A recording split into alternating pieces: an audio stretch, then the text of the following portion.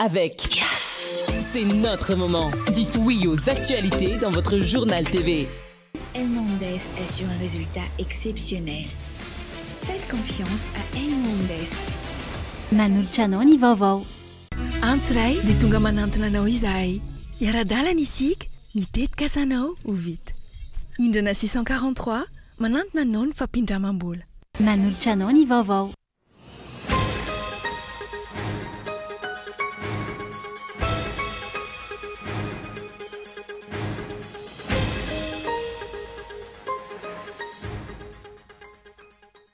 Tsy tantaratra ny fampiaran-dalàna indrindra ho an'ireo tompona ndraiky mpanjakana ambony eto Madagasikara oharina amin'ireo firenen-kafa. Ny tao Algeria manokana olona 3 ahitana minisitra teo aloha no voaheloka higadra folotona an-tranomaizina noho ny fanaovana kolikoly. Rangahy tokony 5-7 taona no namony ainy vokatry ny aitrano teny tsara honena nandroany. Isana nanosatra ny fifezana ny afo ny tsy fisindrano tiany an-toerana. Hitondra fampandrosoana ho an'ny vahoaka ny toliara tokoa ve ny firosoana amin'ny fitrandrahana ataon'ny orinasa Base Toliara. Izay ny fanontaniana goavana napetraka ny RMDM manoloana ny tetikasa Base Toliara amin'izao fotoana izao. Mateti-pitranga ny loza mahazo ireo mpianatra andeha hamonjy sekoly na any an-tsekoly, izay miteraka fifaniliana amin'ireo tompon'andraikitra ny fampianarana sy ny ray aman-dreny ka hanairana hatrany ny mpisehatra sy ny rafitra rehetra. Any velany mpiara-miombona antoka azo itokisana sy matoko ho an'ny Vietnam mila Frantsa. Izay no isan'ny nasongadiny ny filoha Frantsay nandritra ny fanombohan'ny fitsidiana any Azia atsimo atsinanana amin'izao fotoana izao. Miany Cyprien izay.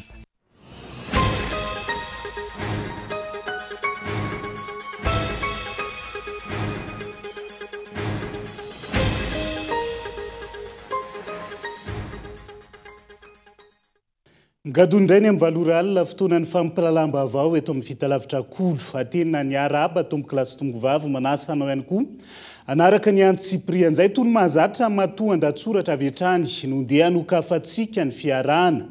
Olona 3 ahitana mpandraharaha sy minisitra teo aloha ny Kasairotsaka ho vidiana filohan'ny pirenena tao Algeria. Ny taona 2024 no voaheloka higadra 10 taona hatranomaizina noho ny fanaovana kolikoly. Azaho aiza amin'izay isika eto Madagasikara manoloan'izany ary mety olona firy no alaina ambavany sy ahiditra-ponja ihany koa. Matoa an-datsoratra. Lasa lavitra tanteraka ny firenena vahiny manoloana ny ady atao amin'ny kolikoly. Fa i Madagasikara dia tsy mitsahatra ny miemotra. Na eo aza ny fametrahana amin'ny fomba ofisialy ireo rafitra miady amin'ny kolikoly eto amintsika. Ao Algeria ohatra, olona misy 3 ahitana mpandraharaha sy minisitra teo aloha ny Kasairotsaka ho vidiana ho filoham-pirenena tao an-toerana ny taona 2022 ny voaheloka higadra 10 taona an-tranomaizina noho ny fanaovana kolikoly. Voalaza tamin'izany fa olom-boafidy mihoatra ny 50 no nalaina ambavany ka nilaza fa nahavoaray vola 4 alina hatramin'ny 3 alina dinara avy amin'ireo kandida ho takalon'ny fanaovan-tsony ny antota taratasy sy ny fanohanana azy ireo. Tranga izay voararan'ny lalàna momba ny fifidianana ao Algeria izany ka niakatra fitsarana ny raharaha izay nahazon'ireo olona misy 3 ireo sazy 10 taona an-tranomaizina. Jevina trany, any Algeria dia tsy maintsy mahazo sony farafakely ny 900 isa avy amin'ny olom-boafidy anatina anteny mera miparitaka manerana ny prefektura 720 na sony farafakely ny 5 alina avy amin'ny mpifidy voasoratra anarana miaraka amin'ny sony maherin'ny 200 isaky ny prefektura ny kandida ho filoham-pirenena. Raha ny eto Madagasikara, firy ireo olom-boafidy efa voantso ka nalaina ambavany manoloana ireny ampamoaka isan-karazany ireny. Raha tsy ilaza fa tsy ilay ampamoaka farany teo izay nataon'ny kolonely Rakoto Mamonjy Patrik, izay Dr Patrik no afantarany maro azy eo amin'ny lafin'ny fitsaboana. Firy ny olom-panjakana na olona manana andraikitra ambony efa natao fanadihadiana mikasika izany trangana kolikoly izany. Raha iresaka fifidianana tahaka ity tranga tany Algeria ity ihany koa isika, olona firy ny tokony atao fanadihadiana mialoha, mandritra ary ao renireny fifidianana ny fanisy teto amintsika ireny. Tsy misy fandraisana andraikitra izany ary toa vita ho azy eny avokoa. Rary ny ratoka mitombo ary mahazo vahana ny kolikoly ary miaratsy hatrany ny toerana misy antsika. I Madagasikara izay tsy mitsaha miemotra satria raha ny filaharana dia teo amin'ny toerana 720 eo amin'ny firenena miisa 470 isika ny taona 2024. Niemotra amin'ny laharana 730 iray taona monja taorian'izay. Betsaka ireo mitaraina amin'ny resaka kolikoly eto Madagasikara, indrindra ny ao anivon'ny fitsarana. betsaka ny fitarainana voaray momba ny kolikoly eo amin'ny sehatra ny fananatany, fitantanan-draharaha-pirenena, tsenam-bary-panjakana, asa-panjakana, fahasalamana, hatrany amin'ny taratasy-nomby sy ny fampandriana fahalemana sy ny maro hafa. Maro ny voka-dratsy ateraka izany kolikoly izany ho an'ny firenena. Ohatra amin'izany ny fiamoran'ireo mpampiasa vola vahiny, ka sady mampitombo isan'ireo tsy hanasa no tsy mampidi-bola ho an'ny kitapo-bola-panjakana. Izany hoe mamotika tanteraka ny toe-karena sy ny sosialim-bahoaka, ny tsy fandraisana andraikitry ny mpitondra fanjakana manoloana ity kolikoly ity. Mamotika ny demokrasia ihany koa ny kolikoly satria misy fifandraisany lehibe amin'ny ady atao amin'ny kolikoly ny fampanajana ny demokrasia. Ny mpitondra natao ohatra ho an'ny vahoaka no andrenesana fitarainana matetika eto amintsika ary voalaza fa manao kolikoly avolenta. Tsy mijanona amin'ny fanaovana kolikoly anefa izy ireo, miroso hatrany amin'ny fanarao-tapahefana, tsindra azolena sy ny tsy maty manota. Izany hoe ho an'ny mpitondra sy ireo manodidina azy, tsy misy ny lalàna, tsy misy ny sazy, tsy misy ny fitsarana, samy manao izay azo ny tombotsoa na dia hita fa mampitondra faisana ny firenena sy ny taranaka any aoriana aza. Matoan-datsoratra izay fa isan'ny vaovao songadina ihany koa tamin'ity androan'ity. Rangaray tokony ho 5 amin'ny 70 taona no namony ainy vokatry ny aitrandro teny tsara honena nandroany. Firetana fivarota-kazo iray no ny andohan'ny afo ka nihitatra tamin'ireo trano manodidina.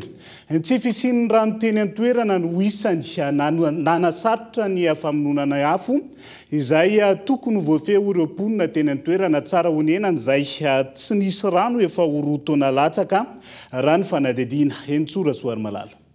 Lehilahy lehibe iray tokony no 5 taona no namony ainy kilany afo tanteraka vokatry ny firetana trano iray teny tsara honena na androany. Raha ny fanazavan'ireo niarambona, firetana fivarota-kazo iray no ny andohan'ny afo. Vetivety dia niparitaka ny afo taorin'izay. Maro ireo mponina no ny fanampy amin'ny famonona ny afo, saingy ny rano mihitsy no tsy misy ka anisany nampihitatra ny afo. Tokony ho voafeny afo raha nisy ny rano, saingy araka ny fanazavana, efa ho 2 taona latsaka eo izay no tapaka ny rano tena tsara honenana. Rano! Efa sady tsisy rano sy tena tsisy rano amin'ny afo. Zao ny ataon'ilay fanjakana e. Zao tsisy rano dia tsara honenana nandritry ny herintaona. Zao rehefa maintso ranonay dia jerijereny lisampotsy fa tsisy rano aty, tsampony presao ambany. Ho an'ny fanjakana sy ny jiramaty ataoko ity, zany no miteny firosary fa jiralao. Herintaona izay tsisy rano maintso ranonay tsisy amin'izay tranonay. Ino zao e? Efa nanao fitarainana tamin'ny jirama ireo mponina, saingy tsy mbola nahita mbalina hatreto hoy izy ireo. Tsy anaiky fa hitory ireo olona voalaza fa nahatonga ny fahamaizana ka namohizana izy ireo ny avany sy ny manamanjo raha ny nambaran'izy ireo. Vato amin'ilay mpivarokazo avato, ilay mpivarokazo zany izy sady mivarokazo nefa mandro amin'ny afo kitay ao anatin'ilay izy, zay ny tena antony izy. Ary efa fanjoany ty fahamaizana ty fa le voalohany mbola avitra. Zay moa zany tsy maintsy ametsaka fitoriana zay, tsy maintsy hitory anazy zay. Ary tsy anaiky mihitsy zay raha tsy midoboka any amponjy izy satria maty ny dadako mahita ao anaty tato amin'ny trano tato ambony tato.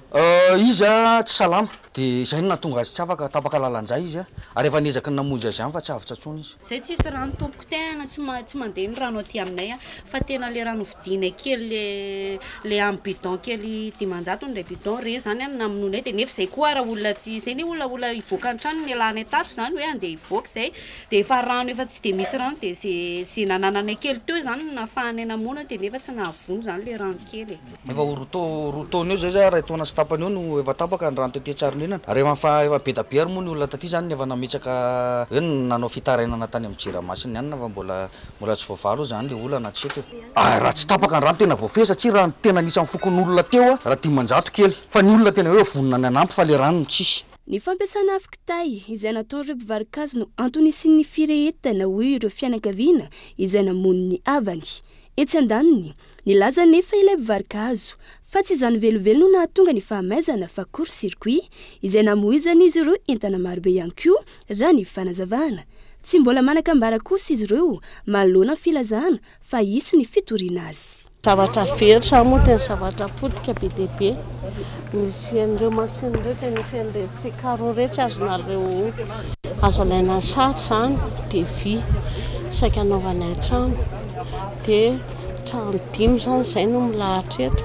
Dia ny anankiroa fivarotana fanaka, dia ny anankiroa stokazinazonay, dia le stokazy eo amin'ny 100 millions roapolo tapitra isa ariary, dia le le machine koa tombanana 20 tapitra izy dia nisy vola 9 tapitra izy zany saika andavana vidina tanin'olona mahitao koa ka hoe avato moa lafo court-circuit le izy tsy tanay zay atao amin'izany na dia tsy tanay zay ataoko na izy aneza teo amin'ny toeranay court-circuit mipetraka teto taorianan'le jiro maty zay sakafonay rehefa masaka efa dolo ny vary sy ny lokanay tena avy amin'ny court-circuit le izy ka tsy avy amin'izay ary mbola tsona vavolombelona moa mpanampiny mbola vao an-dakozia dia tsy haiko aloha hoe mbola tsy haiko tsara zay hoe fipetra ho raisina. Manodidina ny météo sy avaradò ireo mponiny tsara honenana no mandeha maka rano noho ny tsy fisian'ny rano any an-toerana. Mahatratra 500 nefa ny voalaloha raha toa ka mampaka rano amin'ireny olona mpitatitra rano ireny.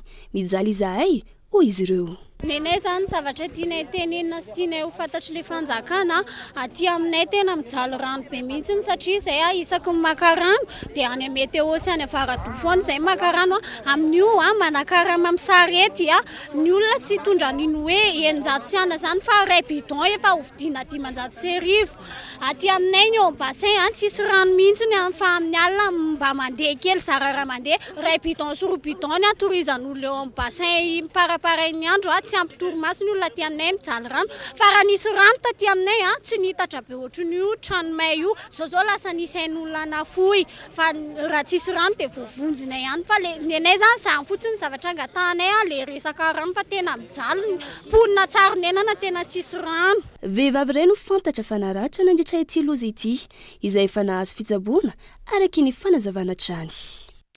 Antonany maro tsy nisitraka rano araky ny tokony ho izy ny teny tsara honenana fa mitovitovy amin'izay ihany koa ny zava-misy eny Alasora ka ina hitombo hatrany ny isan'ny fokotany tsy sitraka ny rano ny Jirama. Fokotany misy 4 treto no efa tapina tanteraka ny pompy amin'izao fotoana izao. Misy 7 taona tsy nisitraka rano ny roa tamin'ireo fokotany ireo rano fanadihadiana Entsora Soarimalala. 7 taona tsy tonga ny rano ny Jirama ny fokotan'ny Mahity sy Ambohitromby commune Alasora fa hatramin'ny androany mbola tsy nisy namany ny olana na dia efa ny commune izao azy no nanaitra ny tompon'andraikitra hijerena ireo fokotany ireo. Fokotany misy 2 kosa no efa mananiky ny 3 taona izao no tsy nisitraka rano intsony fa nampon'izay ilay vahaolana Vonjimaika nitatitra rano amin'ny fiarabe tsy vitan'izy ireo hatramin'ny farany. Tao anatin'ny 3 taona zany zay dia tena sahirana tokoa satria miandry an'le pompe mandeha be amin'ny 7 alina mandeha dia tateoriana mivadika amin'ny 2 alina dia avy indray mivadika hoe amin'ny 2 maraina dia nefa amin'ny 5 io pompe io na amin'ny 4 dia tsy maintsy tapaka. Ohatry ny compteur zao tsisy rano mandeha nefa mandoa vola foana ianao isam-bolana fa raha fakely mba tokony mba 2 arivo na 3 arivo ny vola roa fa ohatry ny anay zao ao bofana compteur jiro sy rano dia mahatratra efa 3 alina mahery fe hofana compteur jiro sy rano fotsiny. Ny compteur ndray le vai any amin'ny tsita fa resaka hoe hofany fotsiny zany io nefa tsisy rano mandeha akory ao.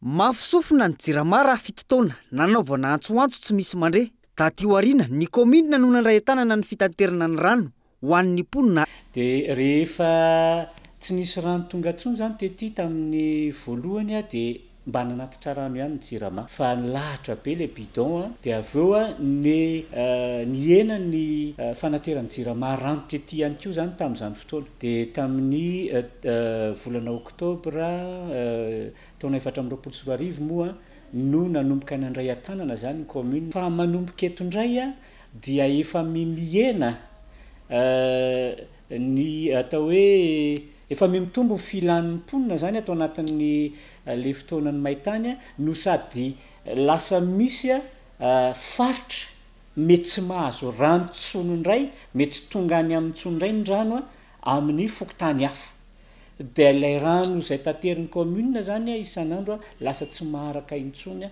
ho an'ireo olona ireo zany hoe mihamafy ny tsy fahampindrano ety anivon'ireo fokotany ireo. Ny tena mampanahy iamafy hatrany ny tsy fisitrahana rano ho an'ny mponina noho ny andro miamaina hatrany. Ny filana koa miamitombo. Ny commune ihany koa mety tsy araka intsony amin'ny fitanterana ireo rano izay efa miditra faty antoka satria tsy mahaleo ny sarany ny vidiny. tontolon'ny fitaterana nabakabaka no anoizantsika ny fampalalam-baovao voajany an-tana tohatra rehetra tamin'ny fanendrena ny solotena ny Jasekina eto Madagasikara. Ho ny mpiara-miasa amin'ny filohan'ny filakevim-pitantana ny Jasekina raha nanonevy mikasika ny asa vorovoro eo anivon'ny Jasekina amin'izao fotoan'izao. Efa nisy ihany koa ny fifanantonana tamin'ireo mpiasa izay manohitra ny fanendrena ny solotena ny Jasekina io saingy tsy namaly izy ireo. Ho ny fanazavana tamin'ity androan'ity ny antsiprian'izay. Nanaraka ny dingana rehetra ny fanendrenan'ny solontenan'ny Jasekina eto Madagasikara, hoy ny mpiara-miasa amin'ny filohan'ny filankevim-pitantanan'ny Jasekina raha naneho ny heviny mikasika ny savorovory eo anivon'ny Jasekina ankehitriny. Ny fanendrena ny représentant ny Jasekina eto Madagasikara zany dia mazava mivoalazan'ny texte fa ny directeur général no manendry azy rehefa mahazo ny consentement ny président ny conseil d'administration. Voady zay resaka rehetra zay. Andriamatoa Roland Ranjatoela zay président ny conseil d'administration ny Jasekina zany continental io dia manana ny fahefana manaiky ny proposition ataon'ny directeur général ary ny forme ny samihafa hatramin'ny directeur général fandimby rehetra teo dia misy samy manana ny styliny satria pouvoir discrétionnaire an'izay ito zany dia tonga izy dia nanendry an'io olona io ary raha ny safidin'ny président directeur général ny président conseil d'administration aza dia gasy miasa ny Dakar no safidiny fa tsy tirangaty fa satria moa zany io no safidin'ny directeur général niaraka tamina comité anankiray manokana ny safidy an'io rangahy io dia nekeny zay lafiny zay. Isan'ny nodisoan'izy ireo manokana ny filazana ny fisinan-kiantranantrano sy ny endrika kolikoly tamin'ny fanendrena io solontenan'ny Jasekina eto Madagasikara io. Efa nisy ny fifanantonana tamin'ny andaniny saingy izy ireo no tsy namaly. Ny alahady teo zany ny président conseil d'administration eto Madagasikara mandalo eto izy amin'izao fotoana izao dia namorony solontenan'ny mpiasa rehetra na saina tsisy hakanavaka fa tsy tonga moa zany ny olona vitsy dia namoaka an'ireny communiqué reny moa zany ny olombitsy ao amin'ny Jasekina mikasika ny fanendrenan'ny représentant. Allo zalahy tsy potehina zany ny Jasekina Madagasikara satria misy mametraka an'ilay atao hoe souveraineté nationale mantsy ao anatin'ilay izy. Aoko tadiditsika fa ny Jasekina dia continental ary ny lalàna rehetra mifehan'ny Jasekina convention zany hoe ambony ny lalàna eto Madagasikara dia raha ohatra ka tena Jalamboto zany Andriamatoa Roland Ranjatoela dia niditra nampiasa ny fahefana eo amin'ny président conseil d'administration azy fa tsy zay ny zavatra nitranga fa niditra nakany amina médiation zany no fomba nandaminana ny tiraraha ty ary tamin'ny lahady teo dia niresaka tamin'ny mpiasa rehetra fa tsy tonga moa zany ny ankilany dia veriko fa les absents ont toujours tort eo amin'ny fomba fandehan-drano. Ankoatra ny fanendrena io solontenan'ny Jasekina mahabe resaka io, nitondra ny fanazavany mikasika ilay karaman'ny PCA-ny Jasekina izay nampifanarahana tamin'ny karaman'ireo mpikambana mandrafitra ny filan-kevitra ihany koa ity mpiara-miasa akaiky amin'ny Roland Ranjatoelina ity. Efa mandeha ihany koa ny fijerenan'ny karaman'ireo mpiasa eto amintsika izay efa tsy mifanalavitra amin'ny karaman'ireo mpiasan'ny Jasekina amin'ireo firenena mpikambana raha ny fanazavana. Lafomba hafa tokony rotsona ny fividianana sefokotany ireo solombavam-bahoaka ahafahana mandrindra sy mandravina ny disadisa mpiarahamonina amin'izao fotoana izao.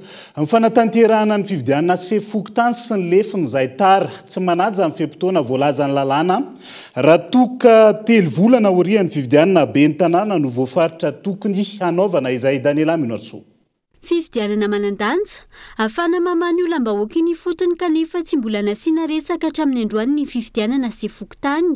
Ny fividianana sy fokotany araka ny didim-panjakana 7 tsipika ohatra 7 no raisina ny Rojolay 7 izay tokony ho tanterana 3 volana aorian'ny fividianana ben'ny tanàna 5 tsy voazy io fepitaona io ary zao lasa no tendrena izao ny akamaroany ireo se fokotany sasany. Ny se fokotany sy ny lefindra ny tokony ho izy izay tokony olona tokisany ponina ao aminy novidian'izy ireo fa ihany koa afaka manatanteraka ny tsakany sy andavany ny asa nampanaovina azy antony angatany ireo solombavim-bahoaka anatiny antoko fivony rosona amin'izay fividianana se fokotany izay. Alefaso fividianana se fokotany io fa zava-dehibe ho an'ny fotony io tena zava-dehibe io tsika tsy miresaka politika mihitsy amin'izany fa na fandriam-pahalemana eny fotony dia se fokotany no mandrindra azy na fiariana zay resahako sala amin'izao raha vao matsatso le se fokotany dia potika daholo le fiariana tsisy nenenina mandeha hoe ny fiarovana ny tanin'ny olona tsy ho lasa mpangalatany ny se fokotany no mandamina anazy no mandrindra anazy ka hoy aho hoe zava-dehibe loatra ho an'ny eny fotony zany rehetrarehetra zany dia mba tokony jereny zany tena ho an'ny fitiavan-tandrazana sy fitiavana ho an'ny eny fotony fa tsy misy ambadika na zavatra fa raha mieritreritra ny andeha lavitra tsika hivoatra dia jereo le eny fotony ary indrao le fiainan'le olona ao alamininy ao ary apetrao alefa sofividiana se fokotany io fa zava-dehibe loatra. Ankilany tokony hokitiana ny lalàna mikasika ny fividianana se fokotany mba ho fidina fa tsy ho tendrena tahaka ny zava-misy amin'izao fotoana. Anjara ny gouvernemanta amin'ny alalan'ny filan-kevitry minisitra ny manitsy io lalàna io antony anaovany ireo solombavim-bahoaka antsoavo amin'ny reto farany. Zavaina tsara amintsika zany fa izay ireo solombavim-bahoaka hitanareo reto dia anisan'ny miady amin'ny tokony anaovana ny fividianana se fokotany eto Madagasikara. Fa manino izay miady satria ny lalàna mikasika ny se fokotany dia tsy ao anatin'ny domaine de loi ny solombavim-bahoaka fa ao anatina réglementaire zany izy iny zany hoe tsy misy afatsy ny gouvernemanta ny filan-kevitry ny ministra no afaka zany manitsy an'io lalàna io zany ka miantso izahay ho an'ny fanjakana ankehitriny raha mahatsiaro tena fa mamim-bahoaka ianareo raha manaiky fa tiam-bahoaka ianareo dia kitio io lalàna io dia alao fidin'ny vahoaka ny se fokotany fa raha tsy mahasambikitika an'io ianareo dia midiky zay fa fanjakana tsy mahatoky tena neto ary mifanohatra amin'ny atsotsika hoe mamim-bahoaka.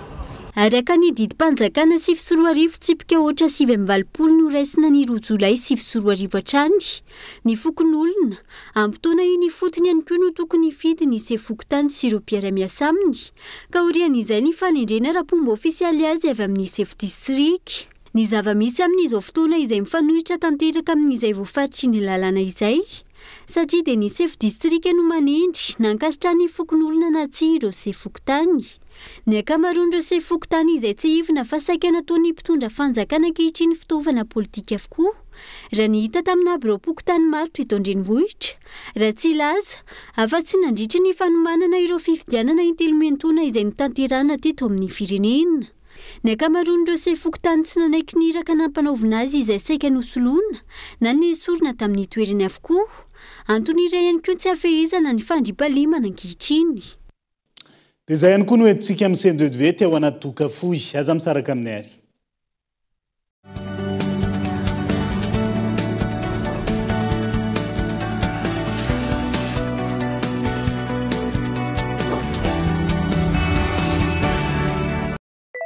Olo diabe, mila connecte. Olo diabe, e che finete. Olo diabe, e che finete. Olo diabe, e che finete. Olo diabe, e che finete. Olo diabe, e che finete. Olo diabe, e che finete. Olo diabe, e che finete. Che finete, che finete. Yes, yes, che finete. Che finete, che finete. Yes, yes, che finete. Che finete, che finete. Yes, yes. Grâce à NetMontre 25 000 et ses 4,5 gigas, t'as plus de data pour plus de fun. 4,5 gigaoctets de net à utiliser à tout moment, quand tu veux, où tu veux. Et c'est toujours à 25 000 arrière seulement. Tape vite le dièse 322, étoile vite, dièse.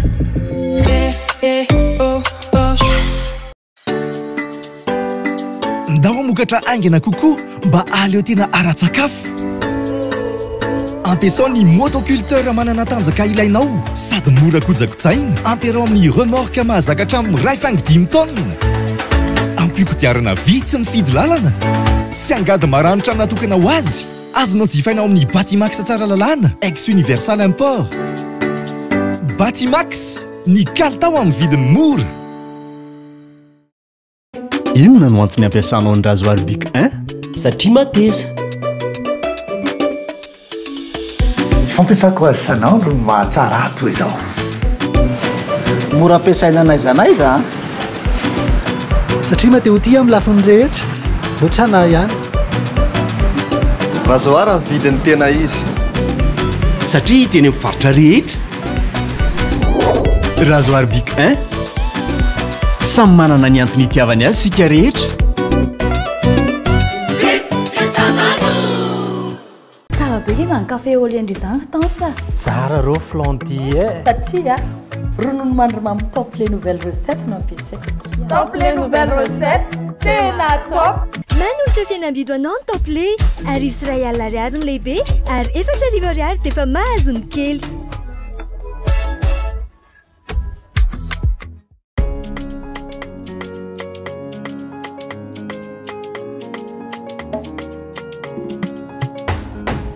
Neny mitondra 7 volana nampianatra nandeha ianao ny kolokolo ary nanabe etso karakaraiko izany neniko izany tiako neny.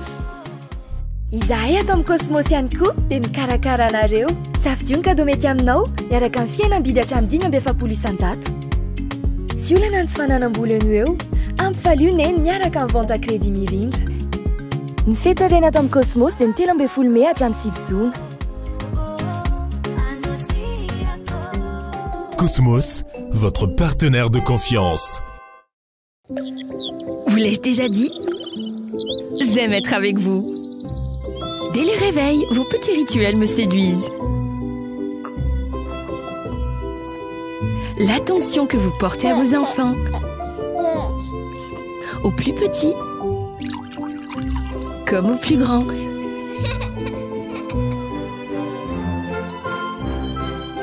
J'aime en faire partie. Prendre soin de vous dans vos activités quotidiennes, vous aider, prendre part à vos exploits me fait infiniment plaisir. Chaque moment avec vous m'est précieux. Eau vive, à vos côtés depuis 1970.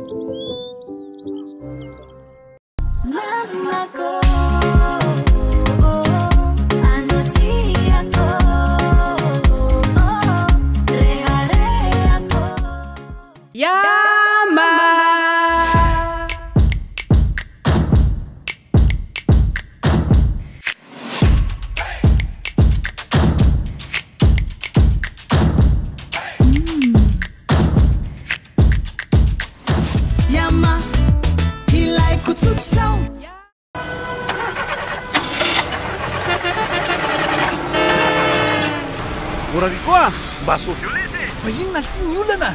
Aiza lahateo? Tsy velona lesy le fiara.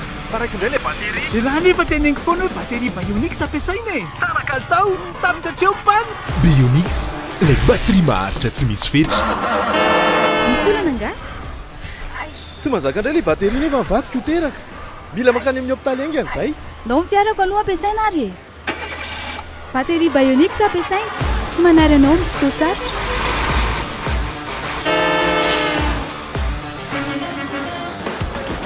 Ho antsika matianiny eo misehatry ny fitaterana, manandanja lehibe ny kalitaon'ny bateria ampiasaina mba ampirindra tsara ny asa.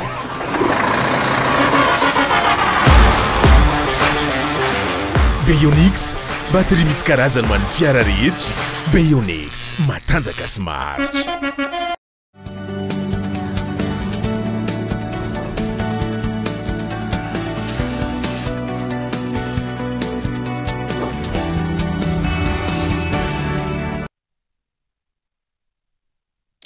Mamerina ny arabatra ny tonga soa atao anatin'ny tapany faharoa amin'ny fampalalam-baovao.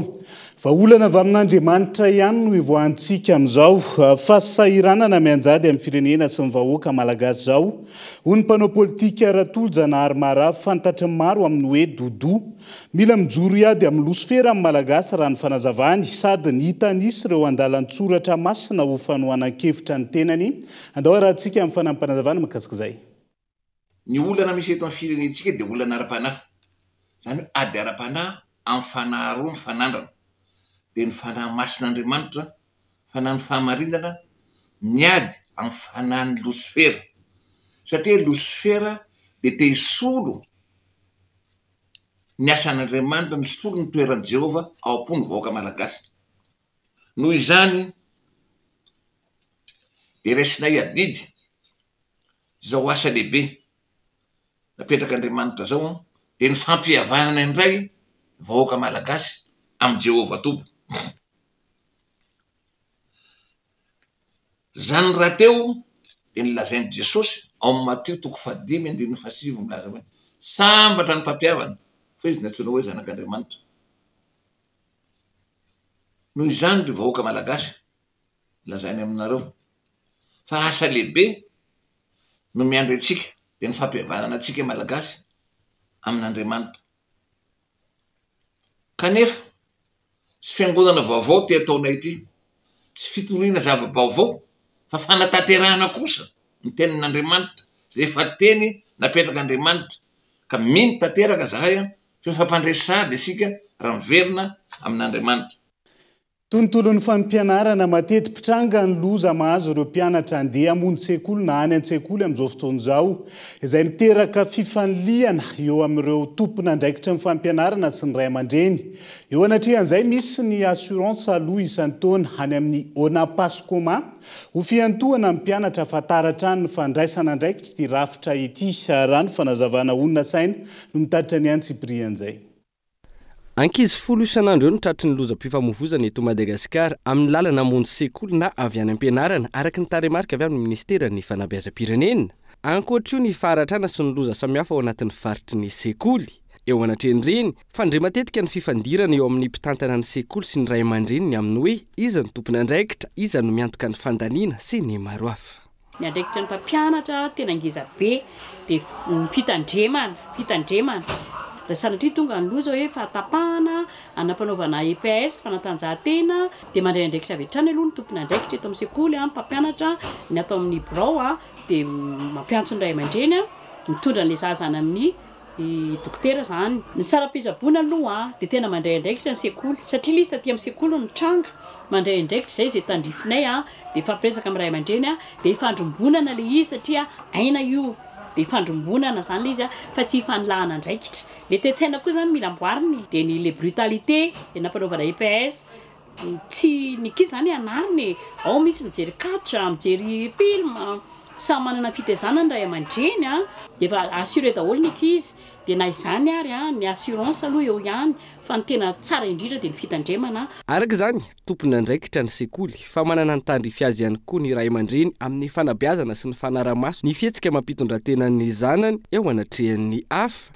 ankoatra izay misy ny antoka latsaka M40 ariary alohan'ny mpianatra amin'ny alalan'ny sekoly isan-taona anatin'ny kitapom-bolan'ny ONAPASCOMA na ny Office national de prévention des accidents scolaires olana ela ny fandraisana andraikitra ity assurance ity eo anatrehan'ny loza dia mampiatra-panontaniana ihany koa hoe rehefa mba tokony hita fa ara-dalàna zany le ankizy amin'le latsakemiko ary indrindraindrindra eo amin'ny fahasairana ny ray aman-dreny dia eo amin'le fitsaboanany eny tena mila voly kanefa matetika dia efa taraika ry alavitra be ary izy efa tsy ilaina ntsony vao tonga zany le hoe fanampiana zany avy amin'ny PASCOMA ka eto zany zay dia tena mba mangataka hoe tokony mba isy zany kesy aloha zany hoe vonjy rano vaky satria rahantsika mahalala amin'izao fotoana izao ny fiainana fa tena sarotra dia sarotra ary zany accident zany koa na loza tsy ho manana mihitsy zany loza izany ka raha sendra tonga ny loza mba ara-dalàna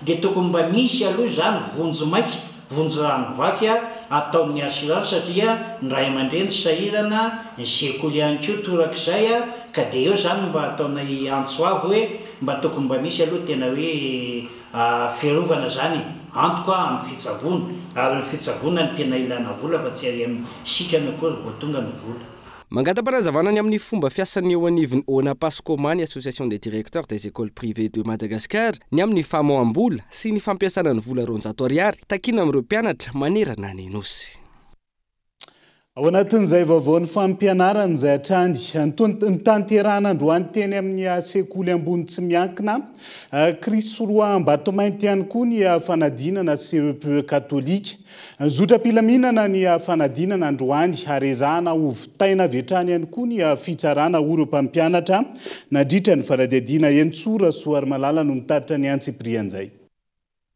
No tanterahina androany teny amin'ny sekoly ambony tsy miankina Krisoroa Mbatomainty ny fanadinana CEPE katolika. Ny fandaliana-ponona no nanomboana azy tamin'ny valolatsaka fefany maraina izay anisany mampiavaka ny CEPE katolika. Ny taranja frantsay kosa no namaranana azy ny ariva teo. Andro iray ihany dia androany izany no nanatanterahana azy ary tsy maintsy vitaina androany ihany koa ny fitsarana ity fanadinana ity araka ny fanazavan'ireo mpampianatra. Efa tamin'ny volana martsa no vita avokoa ny fandaharam-pampianarana rehetra ary amin'ny ankapobeny efa hita ny fahavonona ireo mpianatra araka ny fanazavana hatrany. Ny totosaina androany zany CEPE examen fanadinana CEPE katolika teo anivon'ny diocèse eraky Madagasikara. Amin'ny katolika zany dia misy ny fandaliana-ponona ary ny akoatra ny matierany any amin'ny fanjakana zany dia ireo no tena manandanja bebe kokoa ao. Nanomboka androany maraina tamin'ny valolatsaka fefany nanomboka ny fandaliana-ponona. Ny ankizy aloha zany efa hita hoe voniny satria fanadinana voalohany hatrany eo amin'ny fiainana io dia samy miezaka daholo ny ankizy hanana fahavononana hiatrika ilay fanadinana. Ho anay manokana zany efa vita tamin'ny mois de mars zany ny programme. Ny 17 ny volana jona ho avy izao no anatanterahana ny fanadinam-panjakana CEPE ofisialy. Mirary soa sy fahombiazana ho an'ireo mpianatra rehetra izy ireo manoloana izany. Ho fanamariana ny fankalazana ny fahadimy ambin'ny taona ny fahaleovantena mamoaka vokatra manokana marika labera manantantara sy ankafizan'ny malagasy TSB Indépendance na labera ny fahaleovantena manome voninahitra ny tantaram-pirenena ary manome lanja ny vokatra malagasy natao an'ny malagasy ty labera ity mandritra ireo fotoam-pahakalazana rehetra vokatra mandalo mandritra ny 2 volana izy ity andao arahantsika amin'ny fanampanazavana mikasika izay. Ny vidiny dia mirary dia mirary tokoa mitovy vidy amin'ny labiera THB 33 centilitres ihany izy 2500 ariary ny prix de vente conseillé. Efa hita manerana ny Madagasikara izy amin'izao eto Analamanga, Tsirabe, Majanga, Tamatavy ary efa hanomboka hita eny amin'ny nord sy ny sud. Ny mba miavaka anazy dia tena recette no volavolaina manokana mihitsy izy ho an'ny fahaleovantena ary 6,5% tany alcoolany. Avy miresaka labera zany dia andao iresaka fanatanjahantena vetivety. Ho fiomanana amin'ny fiatrehana ny kanina enina amby 22 eo amin'ny taranja baolina kitra lalaovana eny amin'ny torapasika. Isokatra amin'ny ligue-paritra rehetra ny fifantenan'ireo mpilalao sangany. Isy arak'izany ny festival mazava beach soccer hitiliana an'ireo mpilalao mahafeno masotsivana andrafitra ny ekipam-pirenena. Ity festival beach soccer ity izay hotohanany Ziasy Madagasikara Rina fitiavana no mitaritra ny Antsiprian'izay. Somary natoritory ny taranja baolina kitra lalaovina antorapasika ny beach soccer tao anatin'ny taona vitsivitsy noho ny tsy fandraisantsika anjara tamin'ny fifaninanana iraisam pirenena. Isan'ny tondra avy ny voninahim pirenena ny fititaranja ity izay nandrobany ekipa pirenena malagasy ny amboarana Afrika tamin'ny taona 2024. Nanapa-kevitra araka izany mpitantana eo anivon'ny federasiona piay fa hamelo maso indray ny fahaiza-manao ny mpilalao malagasy. Ho fiomanana amin'ny kanina 2024 hanangana ekipa pirenena vaovao iatrika izany ny federasiona. Izy ny festival mazava lo beach soccer ataon'ny 3 hatramin'ny 7 jona 2024 any Mahajanga. Atanjona amin'izany hitiliana sy fantenana ireo mpilalao sangany andrafitra ny ekipa pirenena. Ligue folo no handray anjara ny ekipa hifaninana ao anatin'izany. Isokatra amin'ireo mpilalao rehetra mifaninana amin'ity festival ity ny fifantenana aka izay manana talenta sy fahaiza-manao mahafeno ny masotsivana no andrafitra ny ekipa pirenena iatrika ny kanina na ny kozafa. Rehefa mandray anjara reny atsika hoe hetsika reny ny mpilalao ka hoe tena mahay izy tokony ho hita foana. Zao zany izao misy ny opportunité ahitana an'izany atao hoe mpilalao zany dia rehefa manao eo izy tsy afaka ny tsy hidy izy zany rehefa milalao baolina eo ny critère dia mazava ho azy ohatra ny critère rehetrarehetra ny fahaizana ara teknika ny tanjaka ny ataontsika hoe fomba fiainana eo ambony kianja ny esprit ny toe-tsainy misy ny ataontsika hoe mahaspécifique ny beach soccer zany dia hoe olona mahay ahafanana milalao mifasika. Miditra miandiany faharoa ny festival mazava-loha beach soccer amin'ity taona ity izay tohana ny As Madagasikara ho fampiroboroboana ny baolina kitra malagasy. Tokony hanana ny ekipa pireneny isika aorian'ity fahavitany festival ity raha ny fanazavana. Lafomba vao hafa vetivety nankasitrahany fohibeny antily Madagasikara ireo mpikatroka atao amin'ny fikambanana maherin'ny 5 taona ao amin'ny dioseze ny Toamasina nisy ny lanonana manetriketrika nanolorana Maribonaidra nadritra ny fankalazana ny fetin'ireny tao amin'ny ekary paroisse Notre-Dame de Lourdes tao Toamasina Elinora Zafimanana kolo Toamasina no mitatitra ny Antsiprianzay. Miisa 12 ireo antily zokony ary 17 kosa ireo mpikatroka notolorana medaly sy maroboninahitra avy amin'ny antiliny Madagasikara tato anatin'ny diosezeny Tomasina Omaly tao amin'ny paroisse Ekary Notre-Dame de Lourdes. Isan'izany ireo antily zokony mihoatra ny 13 taona nikatrohany. Tonga dia tiantoerana ny iraky ny birao foibe sy ny mpiandraikitra ny maroboninahitra eo anivon'ny fikambanany antiliny Madagasikara na ny AIM. Nandritra ny fankalazana ny fetiny reny ary ny fankalazana ny fetiny Olomasina Oblat de Marie Immaculée. Androany zany zahay dia nanolotra ny médaille maro-pakasitrahana ho an'ireo antiliny Madagasikara teto amin'ny diosezeny Tomasina. Mitsinjara telo moa zany ireo médaille ireo arakaraky ny taona nikatrohany tato amin'ny fikambanana sy ny ainany velorano. Dia ny voalohany tamin'izany ireo nahazo ny saloim-bary volamena izay nikatroka nandritra ny 50 taona mahery tato amin'ny fikambanana. Ao ihany koa nahazo ny mérite antily izay nikatroka teo anelanelany fa 19 taona hatramin'ny fa 50 taona. Ary ny médaille centenaire izay mariky ny fankalazana ny fahazato taona natolotra an'ireo izay nangataka rehetra. Ny mahazava-dehibe azy zany dia ny fanehoana fa mijoro amin'ny fikambanana ny aina ny velorano antily. Eo ihany koa ny asa fanompoana ny tanindrazana, ny asa fanompoana ny namana ary indrindra ny fanompoana n'Andriamanitra. Endrika iray entina nanehoana ny fitiava-tanindrazana sy ny fitiavana an'Andriamanitra ny maha antily ny Madagasikara, indrindra ny maha mainto milaly tao anatin'ny fikambanana raha ninambarana ireo mpisitraka ny medaly sy ny maroboninahitra. Ity zany anisany hoe endrika anankiray anehoana ho anivon'ny mpiarabelo zany sy ny mpikambana mpikambana aminay hoe tsy ataotao foana zany le fikambanana fa misy zavatra atao zany anatiny ao. Dia voalohany moa araka le anisany target ato zany dia misy ny fitiavan-tanindrazana dia fanompoana an'Andriamanitra dia eo koa zany fampivarana ny tena dia anatin'le tena moa zany ny tena manokana sy ny fikambanana. Voalohany aloha zany faly ary misaotra an'ireo ekipa avy any amin'ny foibe ina moa le mafaly hay ve tsy verivery foana le nikatroana natao tao anatin'izay 50 taona zay ary aprisiko atsika ray aman-dreny hampiditra ny zanaka atsika fosikotisme dia zavatra tena mafaly ahy koa zany satria zaho olona tia manao asa soa tia ny tanindrazako ary tia amin'ny finoko dia mampirisika rehetrarehetra ho tia tanindrazana ho tia ny namana ary hanao asa soa eny anevany fiarahamonina. Inty no andiany voalohany tamin'ny fanolorana medaly sy maroboninahitra ho an'ireo mpikatroka antily Madagasikara tato anatin'ny diosezeny Tomasina. Mitoy izany ho amin'ny andiany manaraka ho an'izay manao ny fangatahana any amin'ny birao foibe. Maresaka iraisam-pirenena vetivety ny santatra ny fijidiana firenena maromaro any Azia atsimo atsinanana tao Vietnam Emmanuel Macron nandritra amin'ny fandalovany tany an-toerana no nanambarany ny filoha frantsay fa mpiara-miombonantoka azo itokisana sy mahatoko an'ny Vietnam mila Frantsa. I Vietnam izay nambarany fa firenena marefy eo anatrehan'ny fitombony fifandonana eo amin'ireo sinosy Etats-Unis amin'izao fotoan'izao. Dia izay ihany koa no entina manakatona ny fampalalam-baovao any androany ankasitrahany ianao nanarak'izay hatramin'ny farany. Mandrapitafa ao amin'ny rapitondry ary tombo kilasy tombo veloma tompoko.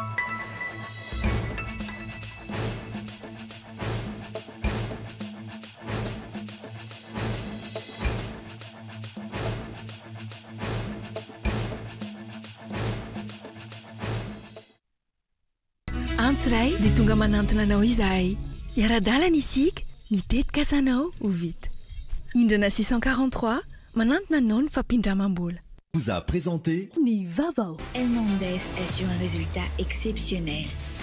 Faites confiance à El Mondes. Vous a présenté Nivavao. Avec Yes, c'est notre moment. Dites oui aux actualités dans votre journal TV.